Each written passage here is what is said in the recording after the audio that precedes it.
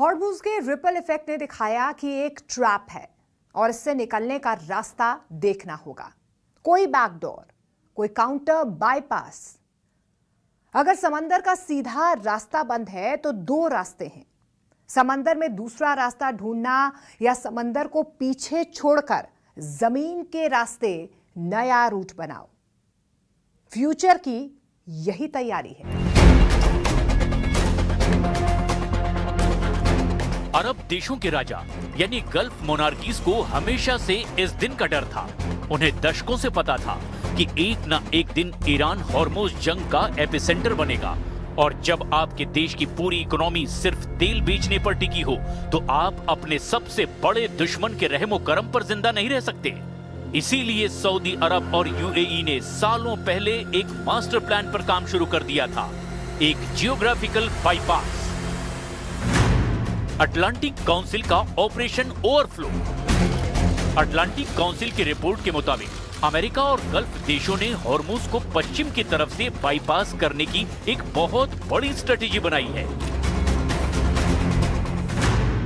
Saudi अरब ने 1200 मील लंबी एक विशाल पाइपलाइन बिछाई, east west crude oil pipeline, जो कि हॉर्मुज़ को बाईपास करती है और रेड सी में तेल सप्लाई का रास्ता खोलती है। ठीक इसी तरह यूएई ने भी एक बाईपास बनाया, हबशान फुजैरा पाइपलाइन। ये पाइपलाइन हॉर्मुज़ को पूरी तरह बाईपास करते हुए सीधे गल्फ ऑफ ओमान में खुलती है, लेकिन इस बाईपास की पोल खुल गई। हॉर्मुज़ स्ट्रेट से हर दिन 20 करोड़ से 2 करोड़ 10 लाख बैरल तेल गुजरता है, लेकिन सऊदी अरब की east west crude oil pipeline पूरी ताकत लगा दे तो भी सिर्फ 50 से 70 लाख बैरल तेल ही पास कर सकती है। वहीं यूएई की पाइपलाइन मुश्किल से 15 लाख बैरल तेल ही निकाल सकती है, यानी अभी भी आधे से ज्यादा तेल अरब देशों में फंसा रह जाता है। लाल सागर से तेल निकालने की कोशिश में ईरान समर्थित हूथी विद्रोहियों से सामना करना होगा, और ईरान ने यूएई के फुजैरा पोर्ट पर पहले ही ड्रोन स्ट्राइक कर दी थी, यानी एक भयंकर चक्रव्यूह सा बन गया है यहाँ। कहने का ये मतलब कि ये बाईपास फेल है तो रास्ता बचता है कि दशकों पुराने Cape of Good Hope Africa के रूट को अपनाया जाए, यानी पूरे अफ्रीका का चक्कर लगाकर अमेरिका तेल की सप्लाई दक्षिण एशिया में करे। लेकिन अफ्रीका का चक्कर लगाने में 3500 समुद्री मील और 10 से 14 दिन का एक्स्ट्रा टाइम लग जाता है, और इससे न सिर्फ तेल और लॉजिस्टिक का खर्च हर जहाज पर 8 करोड़ रुपए तक बढ़ जाता है, बल्कि जस्ट इन टाइम डिलीवरी नहीं होती तो बाजार में कमी रहती है और कीमतें ज्यादा हो जाती हैं। हॉर्मुज़ का कोई आसान बाईपास नहीं है, लेकिन रूस अपना तेल एक मल्टी मॉडल रास्ते से दक्षिण एशिया तक पहुंचा सकता है। International north south transport corridor यानी INSTC 7200 किलोमीटर लंबा समंदर, रेल और सड़क का रास्ता रूस से कैस्पियन सागर होते हुए ईरान के उत्तरी हिस्से तक पहुंचा।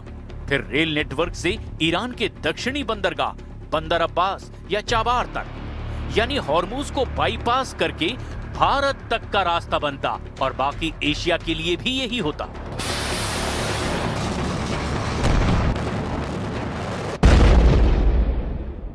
वर्ल्ड बैंक इकोनॉमिक रिव्यू की मार्च 2026 की रिपोर्ट के अनुसार इस युद्ध के बीच INSTC पर ट्रैफिक बढ़ा है। इस बीच में भारत ने इस खतरे को भांपते हुए एक बेहद अग्रेसिव और खामोश रणनीति अपनाई।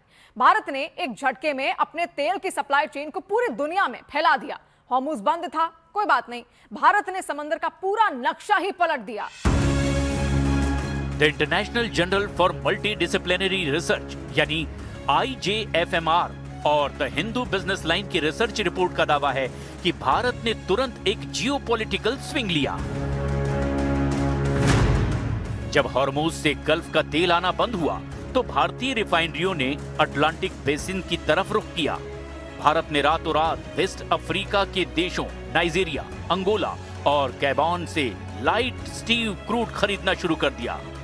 अफ्रीका से आने वाले जहाजों को हॉर्मुज़ के खतरे से होकर गुजरने की जरूरत ही नहीं थी।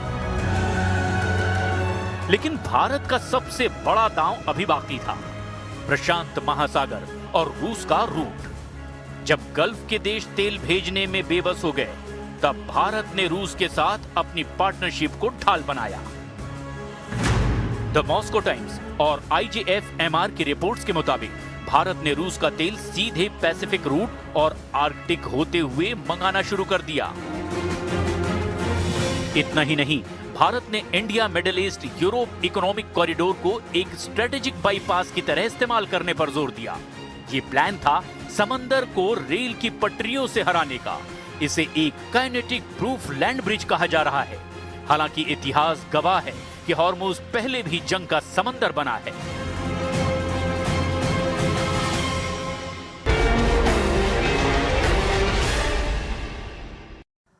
हॉर्मुज के पास फारस की खाड़ी में समंदर की हर बूंद में 500 साल का खून मिला हुआ है। जो आज हो रहा है वो एक ऐसा इतिहास है जो खुद को बार बार और हर बार ज्यादा खौफनाक तरीके से दोहरा रहा है। हॉर्मुज स्ट्रेट 500 सालों से दुनिया के सबसे बड़े पा गेम का अखाड़ा रहा है। सन 1507 में पुर्तगालियों ने जब हॉर्मुज पर कब्जा किया तो एक किला बनाकर एक कस्कट हाउस खोला, जिसका मकसद था मसालों के जहाजों से पैसा वसूलना, और इसी टैक्स सिस्टम से शुरुआत हुई हॉर्मुज पर कंट्रोल की। 1662 में पर्शिया और ईस्ट इंडिया कंपनी ने पुर्तगालियों पर हमला कर हॉर्मुज पर कंट्रोल करने के लिए पहली बड़ी लड़ाई लड़ी और पुर्तगालियों को हॉर्मुज से बाहर खदेड़ दिया, लेकिन अंग्रेज घुसपैठ कर चुके थे। लेकिन सन 1908 में जब तेल की खोज हुई तो मुसीबत और बढ़ गई। अंग्रेजों ने हॉर्मुज पर नजर गड़ा ली और एंग्लो पर्शियन ऑयल कंपनी ने 1933 में एक तरफा डील करके ईरान के तेल एक्सपोर्ट पर पूरा कब्जा कर लिया। हालांकि 1951 में ईरान ने आबादान ऑयल रिफाइनरी का राष्ट्रीयकरण किया। इसका बदला लेने के लिए ब्रिटिश अंपायर ने आबादान पोर्ट को ब्लॉक किया और ईरान युद्ध में घिर गया। 1953 में सत्ता बदलने के लिए जंग हुई, 1979 में इस्लामिक क्रांति और फिर 1984 में ईरान इराक जंग, और उसके बाद 2026 में इजराइल यूएस के अटैक के बाद हॉर्मुज जंग का केंद्र बना। जंग एक तरफ है, लेकिन जहन में सवाल ये भी आता है कि हॉर्मुज को ये नाम कहां से मिला और यहाँ के कुछ बीच ब्लड बीच क्यों कहलाते हैं। जब पुर्तगाली यहाँ आए तो इस द्वीप को खजूर का टापू कहा गया। फिर शक्ति और रोशनी के देवता के नाम अहुरा मजदा के नाम पर हॉर्मुज नाम रखा गया। ये द्वीप हैरत अंगेज बीचों का खजाना है और यहाँ पर रेड बीच है, जहाँ आयरन ऑक्साइड की वजह से पानी खून जैसा लाल दिखता है। इसे रूबी रेड बीच भी कहते हैं। यहाँ गोल्डन बीच जो धातु के कणों के कारण धूप में सोने की तरह चमकता है, और यहाँ है रेनबो वैली। यहाँ पाए जाने वाले 70 से ज्यादा मिनरल्स की वजह से यहाँ की जमीन कई रंगों की दिखती है। यानी हॉर्मुज पर्यटन के लिए भी बहुत खास है और पूरी दुनिया से सैलानी यहाँ नेचर की खूबसूरती को नजदीक से देखने आते हैं।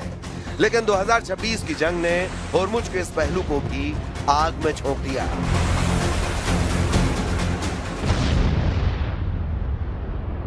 2026 के हॉर्मुज क्राइसिस ने दुनिया के पास सेंटर को शिफ्ट करने का खेल शुरू कर दिया है। जब भी अस्तित्व पर संकट आता है, इंसान कोई ना कोई रास्ता निकाल ही लेता है, और इस बार जो रास्ते तलाशे गए हैं वो नए वर्ल्ड ऑर्डर को जन्म दे रहे हैं। और ये जंग जारी रहे या खत्म हो जाए, ये तो तय है कि भविष्य की दुनिया बदलने वाली है।